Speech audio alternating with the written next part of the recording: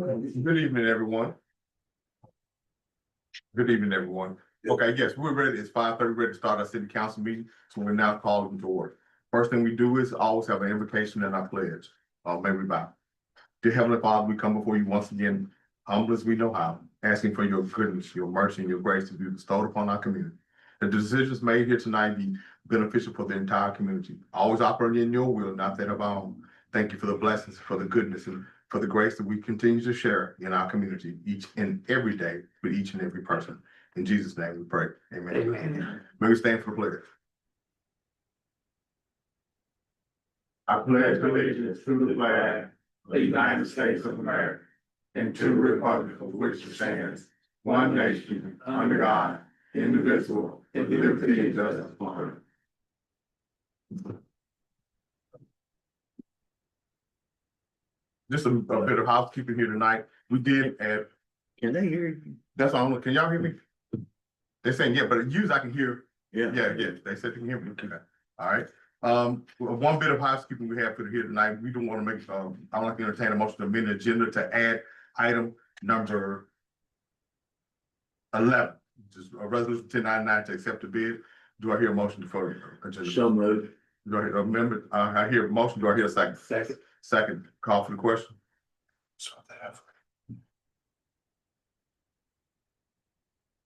Okay, all right, that's better. All right. Yeah, the call for the question. You have a motion and a second on the floor to amend the agenda to add item number 11, that's resolution 1099. All in favor, let it know by the sign of aye. All opposed, nay. Okay. We amend the agenda to add that item. Okay. Next on our agenda tonight, we have the approval of the minutes from our regular September 9th, 2025 meeting. Are there any questions or concerns, corrections from the office? Okay. All right, I'd like to entertain a motion to approve the minutes. Do I hear a motion? Motion. Do I hear a second? Second. Been moving properly second. The question corrections? Hearing none, all in favor, let it know by the sign of aye. Those opposed, nay. Public comments. At this time, as we require, we open up the floor for public comments about anything just specifically what's on tonight's agenda. 2 minutes, please. We ask that you stand, state your name, come to the front and make your comments. Okay. I know Chris has something. Hey guys, Chris Morey, speaker. Yeah. Okay. Push that button, Chris. There you go. My name's Chris Morey. I live at 606 West College. I am here to show support of the speed bump, hump, whatever you want to call it. I am not a traffic engineer by any stretch of the imagination. When these were put in, at least in our neighborhood last November, they immediately made an impact, a good impact. Let me reiterate that. It was a positive impact. Over time, again, I'm not a traffic engineer, but they were buckling. They were not quite the correct ones. So they were pulled up. Now everybody's flying up and down like mad people again. So we're simply here just to show neighborhood support. I know it could be good and bad all over the place, but I mean, we welcomed it. We have a real need for it. Somebody's going to get hurt. Somebody's going to lose a dog. Somebody's going to lose a leg. I mean, it's a lot of speeding with them being gone again. So I do know on, item 10, you guys are actually going over a 1098 resolution to address these things, which we can't wait to see. So, Okay. that's it. We brought some friends and family and everything just to show, community support. Okay, thank you. Thank you for your comments. I try to be fast. And Mayor, if I could, Yeah. Chris, thank you and the neighborhood for y'all's support. I think we got a document here that's gonna be pleasing to both the people who do like speed humps and the people that don't like speed humps. Right. But anything we can do, and the mayor's backed us 100% on this, anything we can do to slow down speeding and make our streets safer is what we want to do. So, appreciate y'all's concern. And thank you for your feedback during this process. Thank you guys so much. Yeah. Thank you. Okay, action item number 5 is audit review. Mr. Matt Woods, if you come forward and give an audit review, please.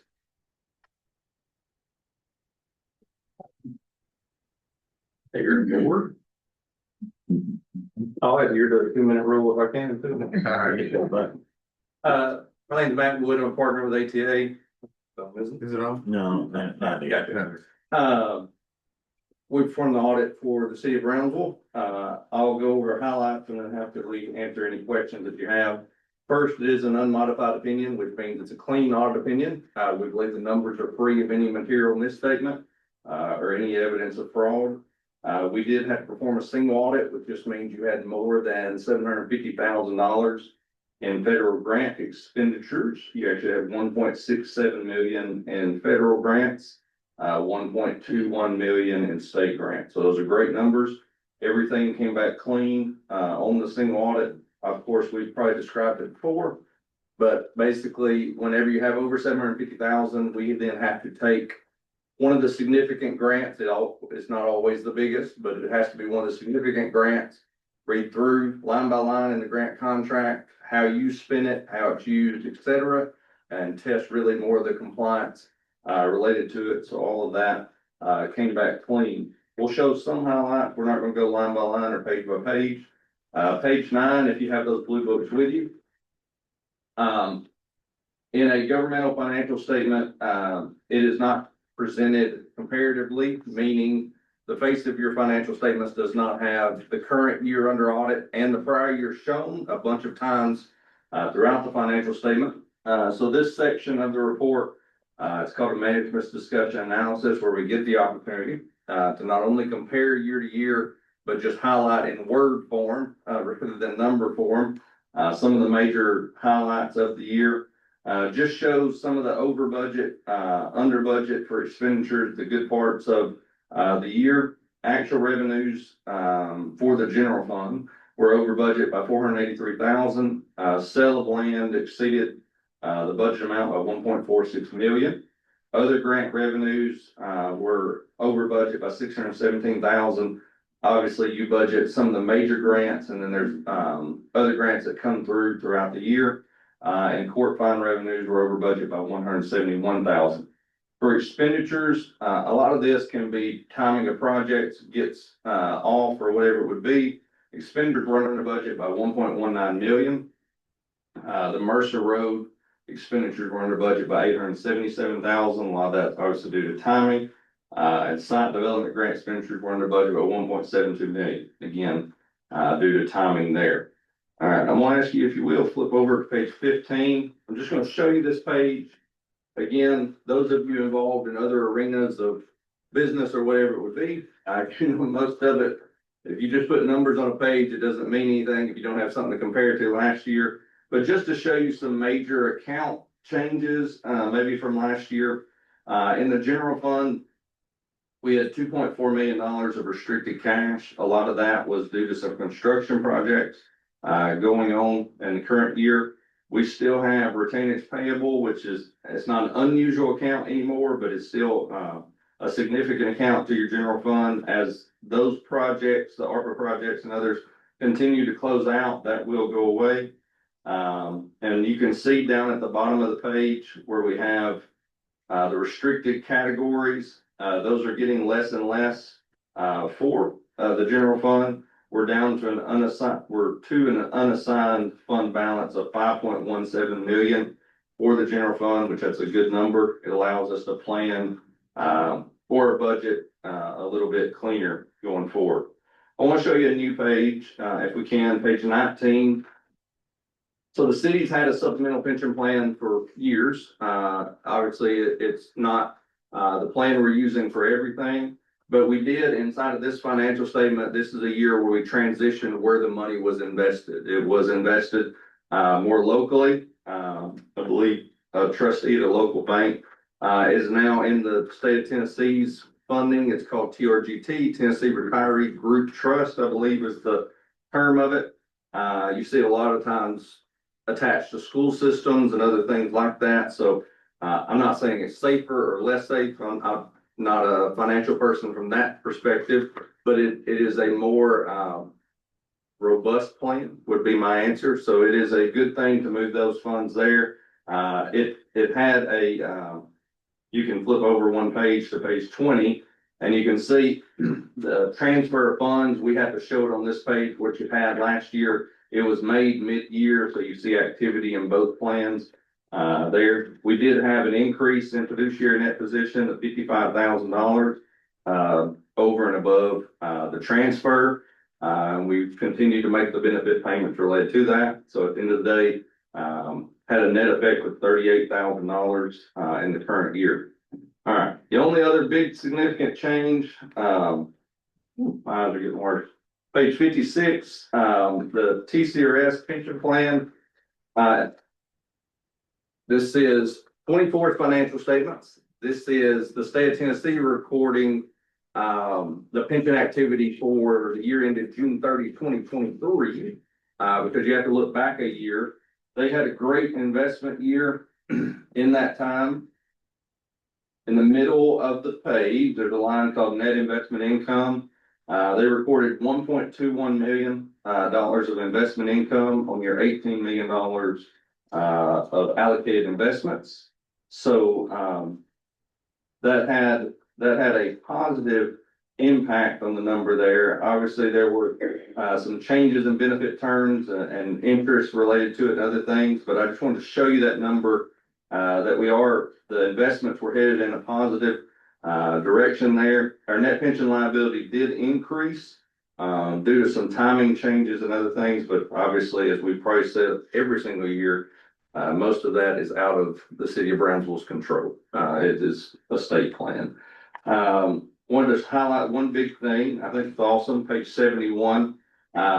You're in the, unless you've done something. I'm sorry, I don't read every single city council meeting of everybody, but you're in the last year of long-term debt as you had recorded on 6/30/24. So that's an awesome thing to not have to deal with, budget for, and otherwise. And then, as we already talked about, you had 1.67 million in federal grants, 1.21 million in state grants this year. The only two findings, they're non-major findings. The solid waste fund ended up being over budget by 79,000. That was because of a journal entry related to accounts payable that happens when timing of stuff happens right at the end of the year.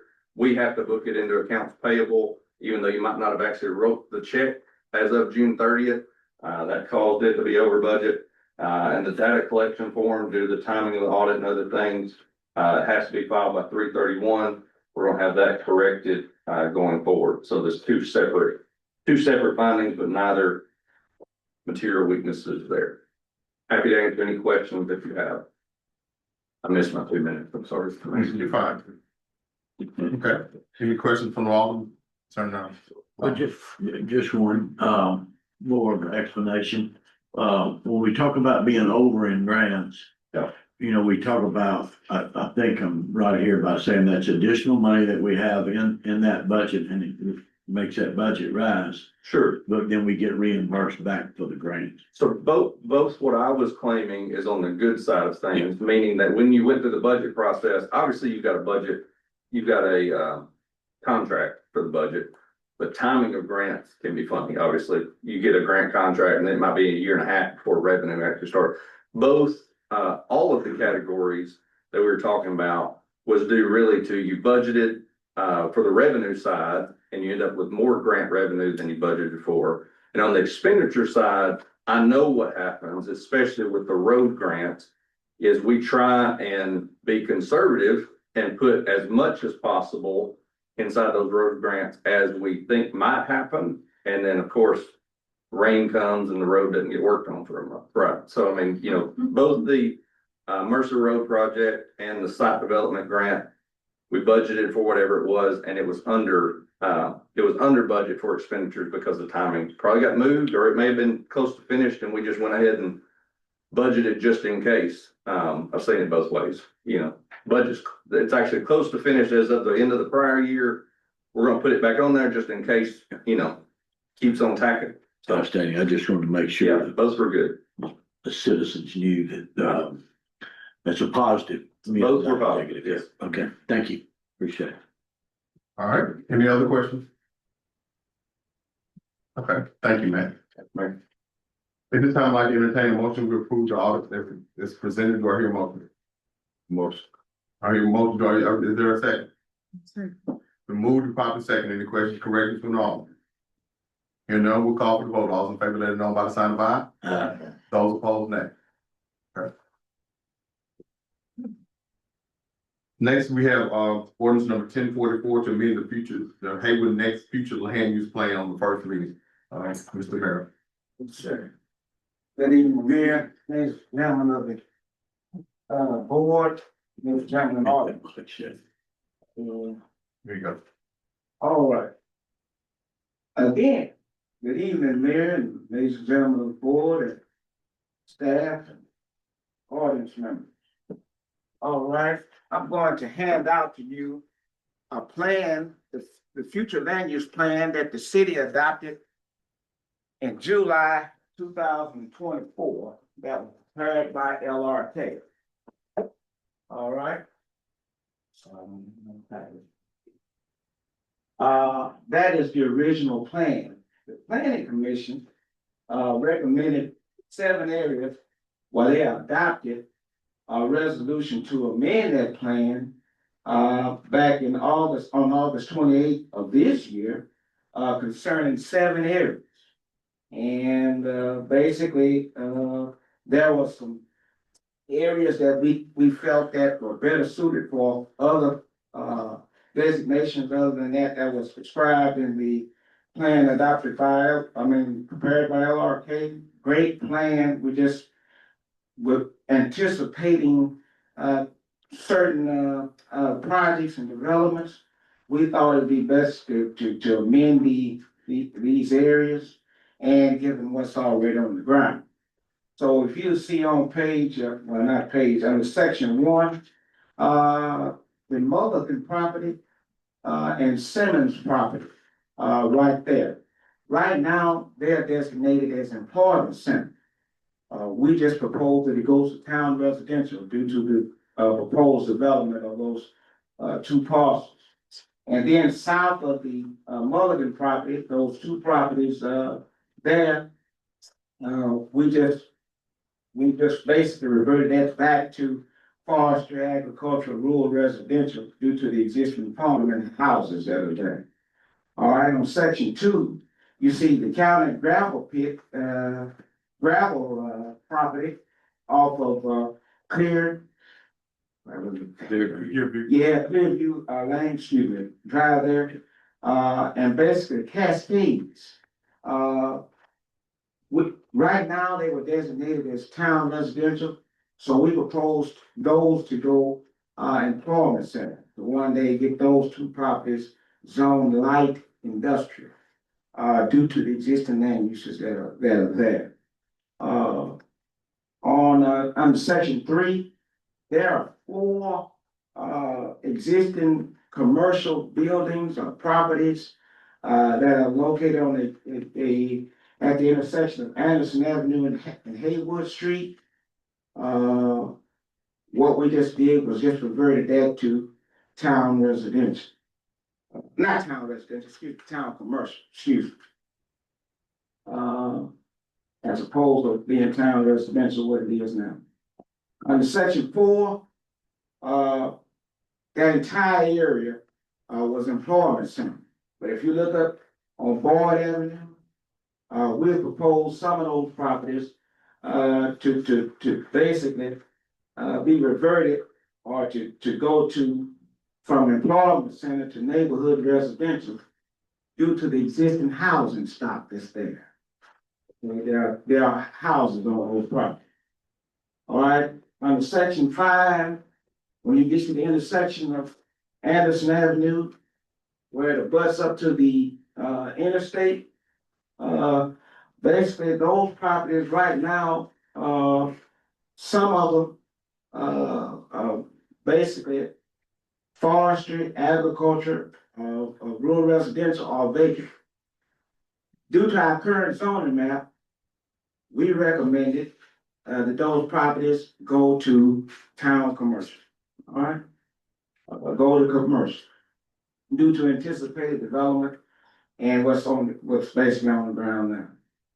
All right, Same with when you get to, section 6, the area along, State Route 76, Anderson Avenue, and Marvin Chapel Road.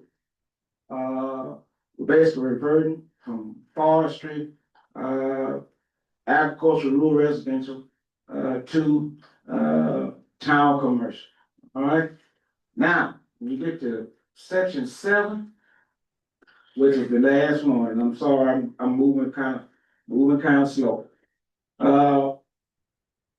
Based upon what's on the ground, with the average lot size being that of 17,000 square feet and existing houses, that are on the said, East Jefferson Street / Mercer Road, and the advent of the, I guess, the apartments being erected around those high. When you look at those, that area, it's basically low density residential.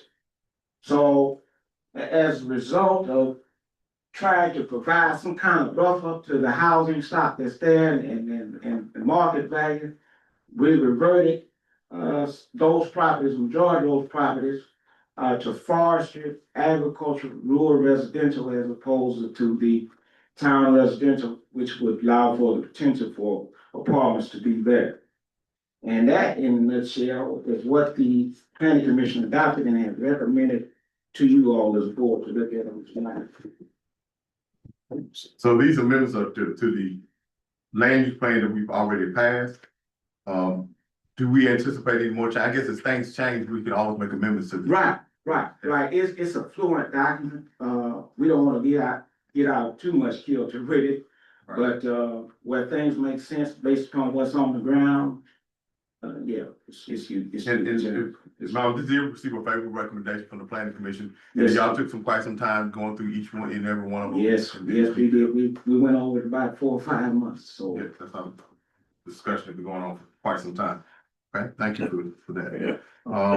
Yes, Mr. Meyer, so where a property's getting changed from FAR agriculture, where the tax rate's quite a bit lower than commercial or industry, it will actually not change until that use on the ground changes. That's correct. Okay, so nobody's gonna be immediately penalized by us changing the land use plan. That is correct. Yeah. Matter of fact, Should the land be use plan, benefit. yes, sir, great question, Alderman Bishop. The land use plan has no bearing on the taxes. That would be the zoning map, but the zoning map really has no bearing until there's an actual structure on the premises. Right. Okay. That affects that. yeah, good clarifying question. Yeah, the land use plan is more of a guide. Yes, And the zoning map is more of rules. that's correct. And of course, you know, the tax rate for residential property is 25%, then commercial and industrial is 40%. And that's actually when something's actually built. Okay. Any other clarifying questions from all of them? Okay. All right, we have ordinance number 1045 here on the first reading. Do I hear a motion from the Alderman to approve? Motion, do I hear a second? Second. All right, any other questions or concerns? Here none, we'll call for the vote. All those in favor, let it know by the sign of aye. Those opposed, nay. Okay. All right, hold your seat there, Mr. Mayor. Yes, All right, sir. ordinance number 1045 on the first reading, rezone Anderson Avenue, mixed use residential commercial. Yes, sir.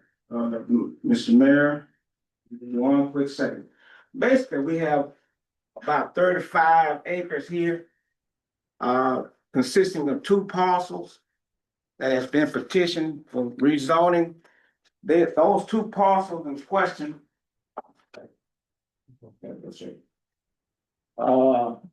Back to Mike. Those 2 parcels in question are currently zoned both general commercial and medium density residential single family. Those are tax parcels 49.06 and 49.07 that are located on Anderson Avenue, tax map 74, excuse me. And basically, there's been a proposal to rezone those properties to mixed use residential commercial. Now, to give everybody bearings on where these properties are located. They are adjacent to the Young, the Young's Regular Service and Locust Drive, and a portion of tax parcel, I think 49.07, is behind the existing church that's located on Anderson Avenue. So basically, what you have in front of you are renderings of what the proposed development would look like that was submitted to us by A2H on behalf of Green Dream Holdings LLC. This is a conglomerate out of Florida. And what they're proposing to do, they want to basically build 10 apartment 10 apartment buildings, 40 single-family detached cottages, some with lake frontage, some without, most without. And they also want to build 3 commercial buildings on the premises of the building, premises of the ground. That's gonna consist of 32,000 square feet. Now, regarding those 264 dwelling units, there's gonna be 70% of those units that are gonna be allocated for 2 bedrooms. There's gonna be 5% for 3 bedrooms, and then 25% is gonna consist of course, 2 bedrooms, I do believe. I hope I got that right. No, wait a minute. 25% 1 bedroom. No, 25% 3 bedroom and 25% 2 bedrooms. Excuse me, 70% 2 bedroom. Excuse me. I hope I won't get fired behind that. I got a lot going on. But as you can see there are 2 tax parcels again, and they're asking for the mixed use proposal. So I'll take any questions you may have at this particular time. Yeah, you said lakefront? Yes, sir. They proposing a lake in front of the cottages, about 11 cottages there. They're gonna have a stormwater detention area. They're also gonna have a walking trail that fits into our adopted greenway plan that we've adopted in the future land use plan. They're gonna have 2 pickleball courts, a swimming pool, a clubhouse, mail kiosk area. And again, they're gonna have 2 dog parks. And they're also gonna have existing sidewalks to get to and from the parking spaces there. There's gonna be total of 515 parking spaces. And 114 for commercial and 400 and some odd for the residential. The commercial is gonna be a whole restaurant. They didn't get into any kind of specificity on that, but they want one of the main buildings to consist of a restaurant. And that's what's going on. That's why they asked for the mixed use proposal. Well, that all sounds really nice. So you said it was a lake or a retention pond? There's gonna be a lake and a retention pond. Okay. And a detention pond. Detention pond. Detention, right. In the rear of the construction, they're gonna have a detention pond where water will be slowly released out. It's not gonna stay. The lake will contain the product. Contain the water. Basically, yeah. Well, The property and soil is all that really fine. Basically, as we know now, that was just a concept plan that they still have to come back to the planning commission with definitive construction plans for the development. And we'll find all that out. I will say that a portion of that about 9 acres of that property is in the special flood hazard area. But a good majority of it is not going to, basically it's gonna be about 16 acres of open space, and a lot of that is gonna be mixed. As you can see, the predominant amount of flood hazard area is on that tax parcel 49.07. And they're gonna propose cottages in there, but a lot of that is gonna be the open space and the detention pond area.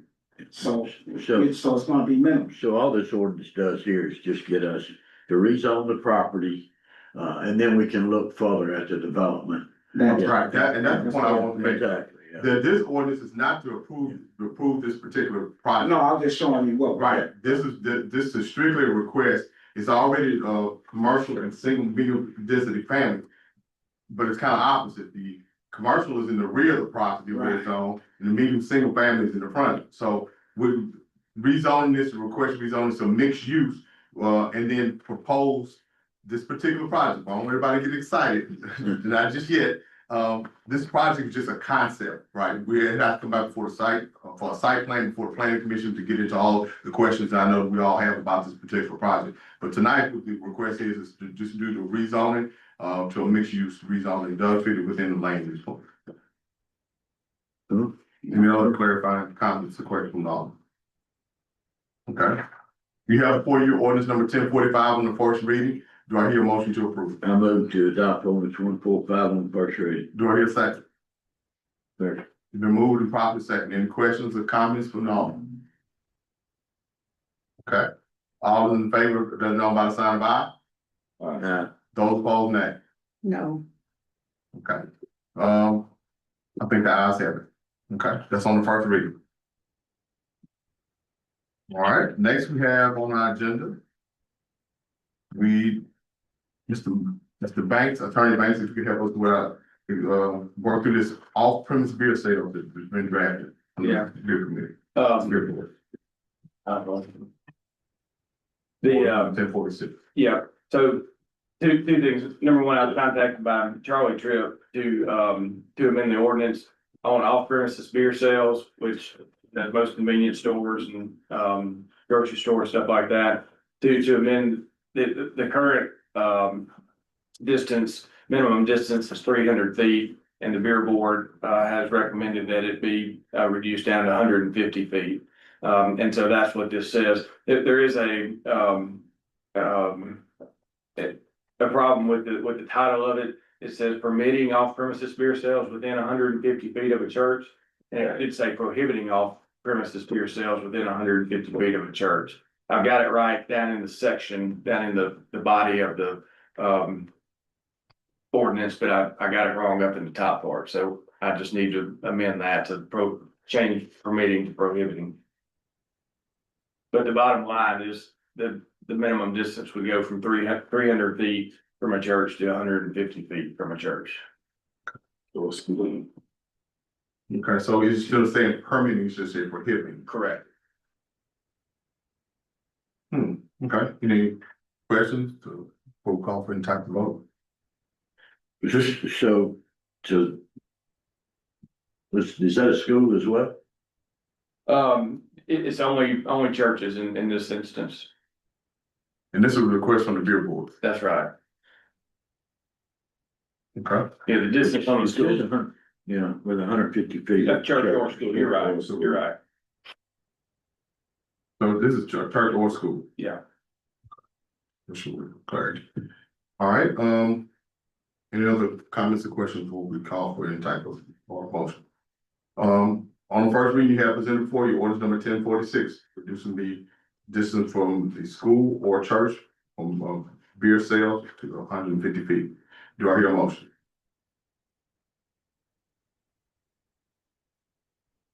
Ordinance number 1046 on the first reading. Do I hear a motion? Okay, 1046 failed for lack of motion. All right. Resolution number 1097, accept the bid for the TVA Invest Grant. Okay.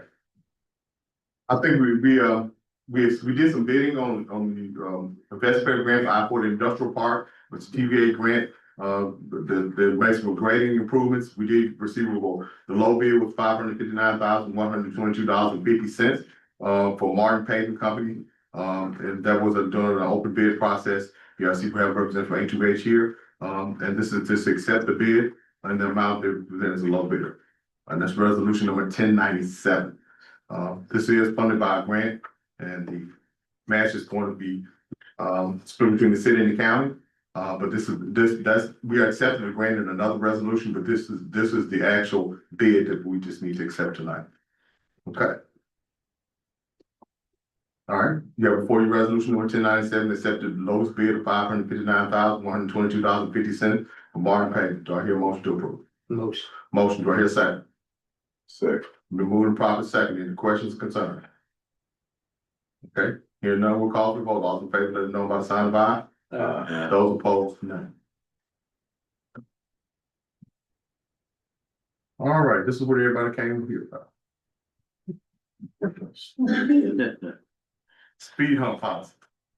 Let me say this, we have definitely tried to listen to what the community has had to say about these speed humps, speed bumps.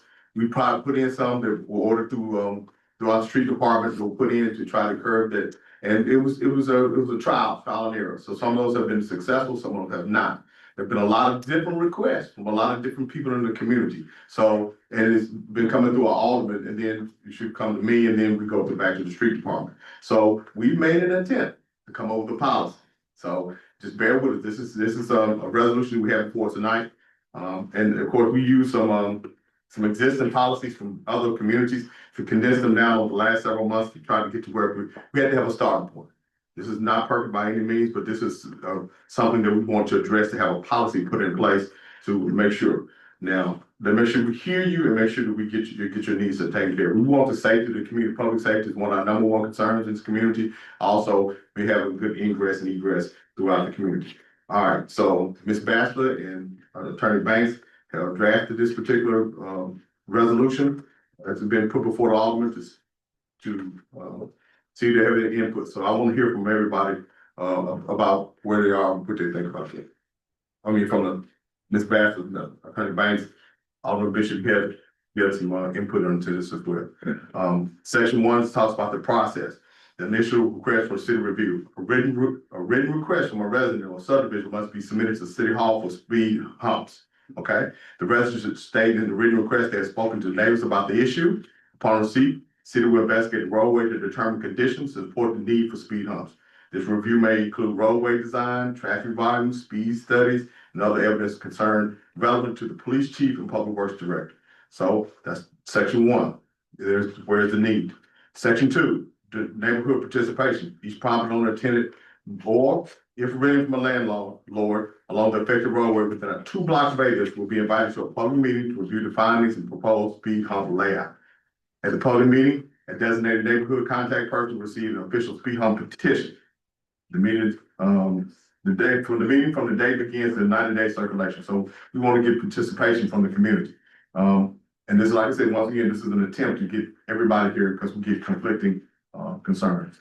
And then we'll, at the public meeting, designated neighborhood contact group will see, let's repeat that. Item B. 3, petition circulation verification. The neighborhood contact person will make responsible effort to contact all properties along the roadway.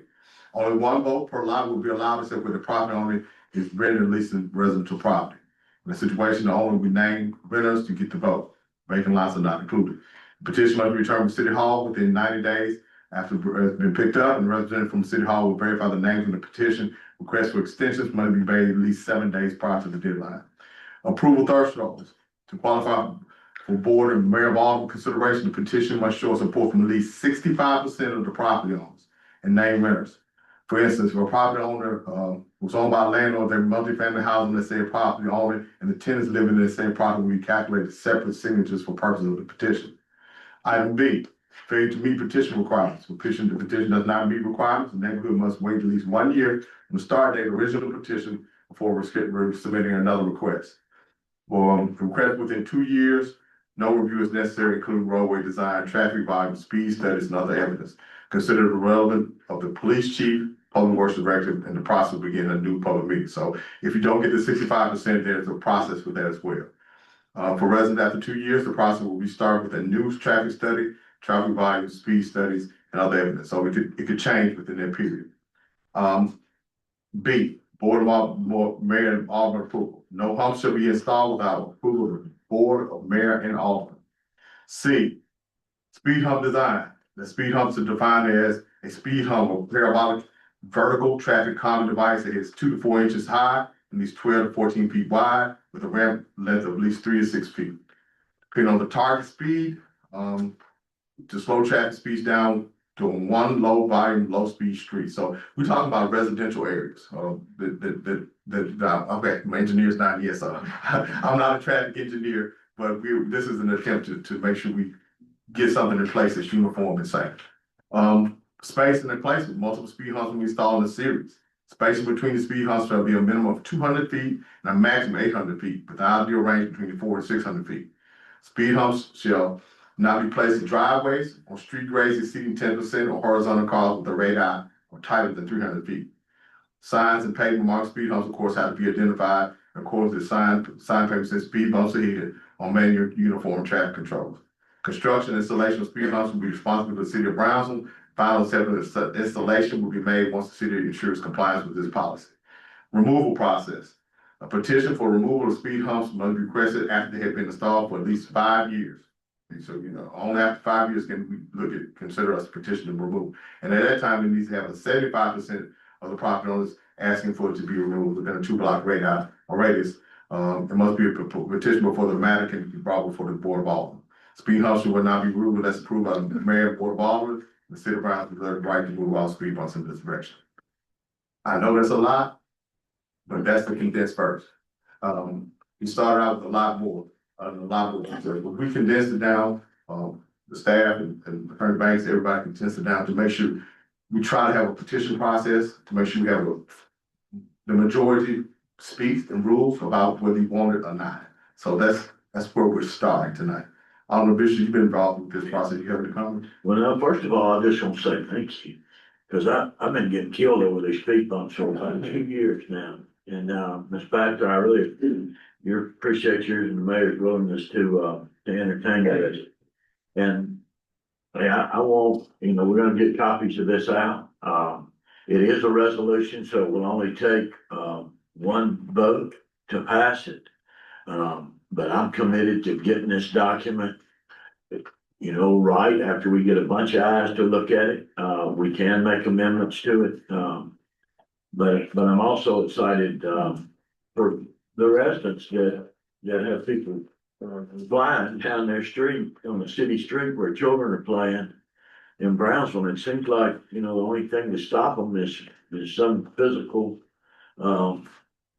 bump, to get that done. So I want to say, thanks for the hard work. And I know this process sounds probably a little cumbersome.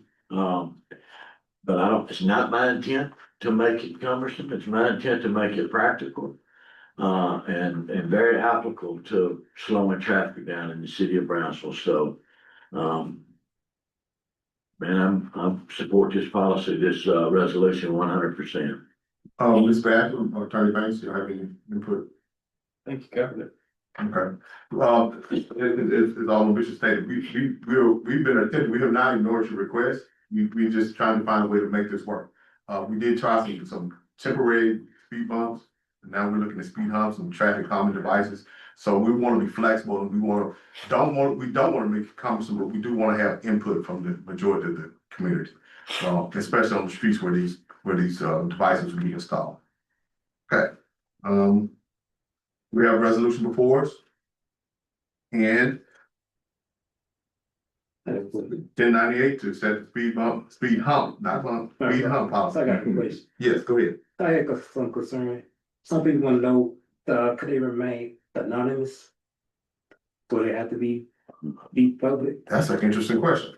Well, we need to verify that they live on the street or that they live in that neighborhood once they sign the petition. So, Attorney Banks, I'm gonna say, Yeah, I mean, they gotta sign the petition. If they want to remain anonymous, they just won't sign the petition. yeah, I'm gonna say, probably say no.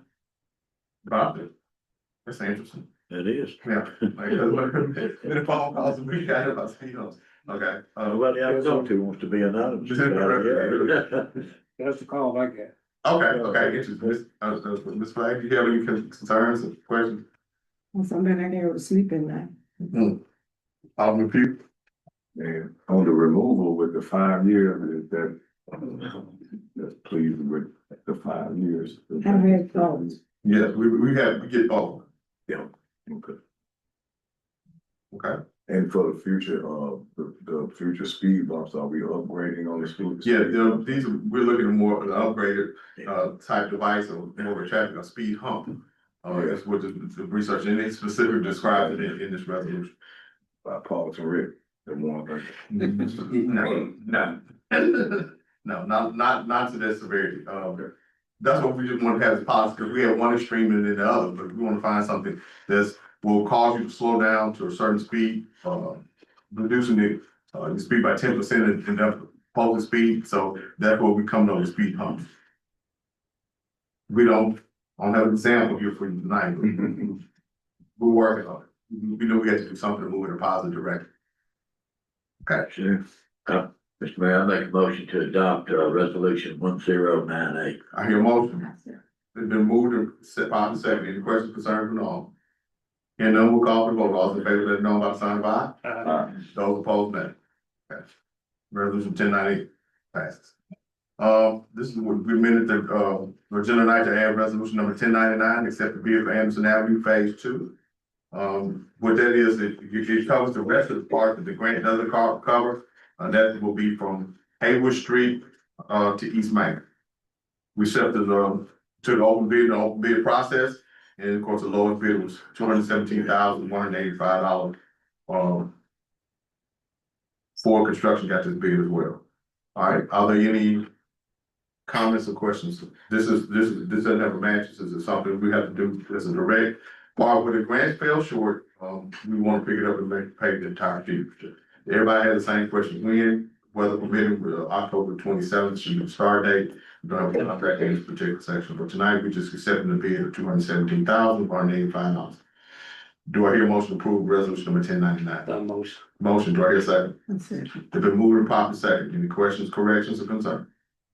Hearing none, we'll call for the vote. All in favor, let it know by the sign of aye. Those opposed, nay. Okay.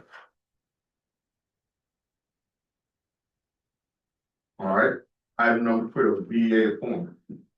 We see a recommendation from Brownsville Energy Authorities. As I would just highlight the end of the letter here. The Brownsville Energy Authority Board of Directors would not renew, the director seat would not be renewed at the end of this year. Mr. George Chapman announced the BEA the October 7th, 2025 board meeting will not seek renewal of his term. All right, so we have a vacant space there. The Board of Directors of the Brownsville Energy Authority voted to appoint Mr. Brad Bishop to serve the next term for the Brownsville Energy Authority, starting July 1st, 2026, and ends December 31st, 2029. We request the City of Brownsville Board and Board of Alderman, Mayor and Alderman act on this BEA appointment at the next meeting.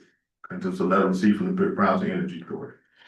Filling the vacant seat, Mr. Chapman is going to retire. Okay, I think that's pretty self-explanatory. Bishop, you can't vote. All right, so at this time, I do hear a motion to approve the recommendation of Brownsville Energy Authority to appoint Mr. Brad Bishop to the Board of Directors. Do I hear a motion? Motion. Motion, do I hear a second? That's it. Second. Second. All right, any questions, concerns? What are you gonna do for the All right. All right, if there are no questions, concerns, this time we'll call for the vote. All in favor, let it know by the sign of aye. Aye. Those opposed, nay. All right, congratulations, Mr. Bishop. Thank you. We know you have a lot of questions. Questions answered, Bishop. I got you. I have questions regarding. Now we have a roadblock permit for the Marla and Gotti 5K run. Do we have a representative from that organization? Yes. Yes, please do. Hello. Hello.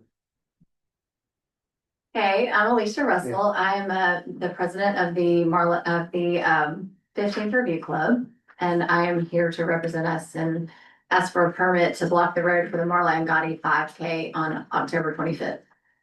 Okay, you presented everything, you have a certificate of assurance with all the necessary stuff. This will be from 7 a.m. to noon. Yes, Okay, and the date of the event is the 25th. I believe so. I forgot. Yes, yes, the 25th. Yes. Yeah, around College Hill from West Main, Grand intersection, Key Corner, and Grand intersection. Okay, all right, so, Move to approve roadblock. all right, your motion, do I hear a second? Second. Been moved and properly second. All in favor, let it know by the sign of aye. Those opposed, nay. Okay, thank you for, Thank thank you for Thank doing. you so much. Good luck. We're getting a lot of five Run Ks. fast. Thank you. Community development report, Ms. Matthews. Are there any questions, concerns about the community development report? As Mayor stated, on Anderson Avenue, will begin on 2/27 if weather permitted. On the home grant, we did, sign off on 2 houses. So next week, on next Thursday, I believe that's when the 3rd house will work for bid for that to be reconstructed or rehabilitation. So, and on the multimodals, we know a date this time, we're down to maybe 4 signatures that need to be collected. Okay, now, you do want to reiterate, make sure everybody understands, on Anderson Avenue, we bid it out, we've accepted the bid. But we're getting towards the end of the paving season, so if the temperature drops and the plant closes, this project will be delayed. So be patient with us, we've been pushing and trying to do everything we can to get this done, so we're moving ahead. Thank you, Ms. Mann. All right, next we got our financial manager report, Ms. Bass. Any questions concerning financial? Move to adopt financial report. Do I hear a second? Second. Been moving properly second. Any questions, concern? Hearing none, we'll call the vote. All in favor, let it know by sign of aye. Those opposed, nay. Okay, you have a budget amendments in the back. I have 2 budget amendments, and these are to add the grants that we had at last, month's meeting. For the DUI grant, for $45,249.80, and a $20,000 grant for tourism marketing grant. So I didn't have a time to get them in last month, so I made them in this month. So these grants, this is money in, money out, no match on these grants? That's cool. Okay. All right, we have 2 budget amendments before we take them both together.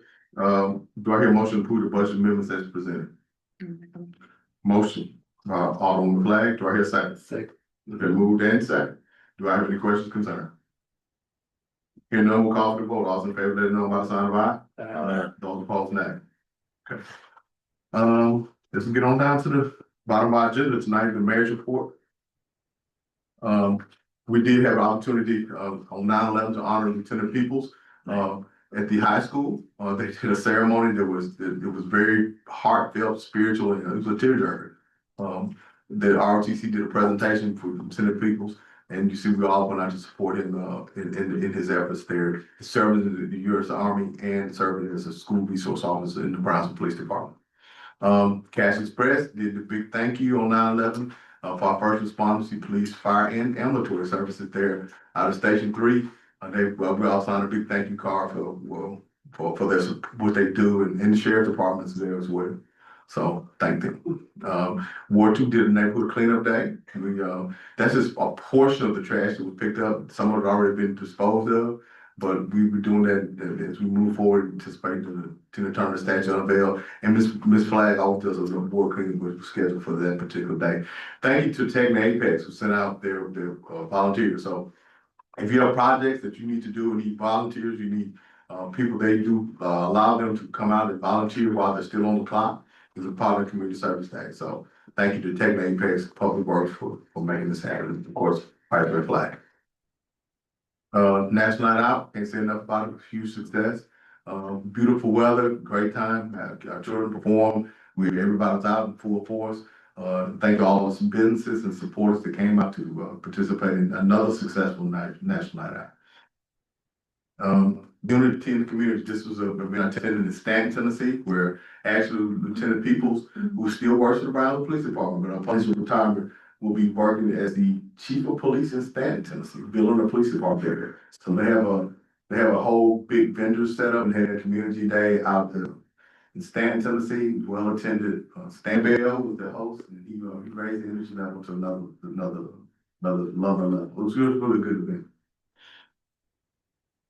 Tina Turner had the unveiling. We had about access 300 or 400 people there for the unveiling. Some people like the statue, some people don't. But nonetheless, we're trying to make it happen. Trying to make it happen. So Awesome. yeah, you know, It's a statute. it's a statute, so, yeah, there have been some comments made, some things we talked about, we've been in touch with the artist, and he said he's willing to try to do some good things, because his reputation is on the line, but We haven't heard any of those. no. But, I tell you what, people are going over it in droves, left and right, so hopefully buy some gas and spend some money. What can you say? Community Star Award, the Boys and Girls Club, man, I'm wearing a blue jacket, huh? Look. So they still fit. So, the Community Star Awards, the Southwest Development District, we did a presentation, they wanted a nonprofit organization, and somebody that was doing things in the community, and the Boys and Girls Club was the obvious choice, so you see, Director Ray Jones, Mr. Jim Bear, Chairman of the Board, Mr. Debonair, of course, Commissioner, Linda Jones. I think that's it for this, we got some stuff, we got some other things that come in, like the breast cancer walk and all that kind of stuff, it was in the month of October, but, those are things we've been doing, and been working in the community. There were a lot of things like that. I see Cherie nodding, but there, you know, the auto nights, and I got to attend that as well. Boots and Boogie, I think Christmas came to me. Yeah, so there's a lot of things going on in our community. I always said it before, people say there's nothing to do, there's plenty to do. Plenty to do. Somebody just gotta find the time to do it. Sometimes I can't find the time to get to all of it. All right, this time we have all the reports. Alderman Pugh, okay, Alderman Bishop. I can't top that, Mayor. Vice Mayor Black. Good evening. I have a report from the Brownsville Village Water. The TVA bill offered was $1,479,522.37. And for September, it was $1,258,046.65. Beginning October 1, the average resident electric bill decreased approximately 6.947233% due to the TVA fuel cost adjustment. And the city, we had survivors luncheon for all cancer survivors on next Friday, which is October 4th, at 11:30 at the new National Guard on Morgan Street. And we'll have luncheon, we'll give them a little token, and everything is free. So would you all come out and just encourage us about our cancer patients that, you know, you still love them and you're concerned about them. That's October 24th. What I said. 4. October 20. So all of y'all, if you see anyone that have cancer, tell them to just come on, and if they have to have someone to assist them, they're working with them also. And I thank you all for all that you all have supported this year. This is the last event we'll have, so I thank this for the city this year. Yeah, and of course, we have, Hatchet Fall Festival. Okay, thank you, Ms. Flagg.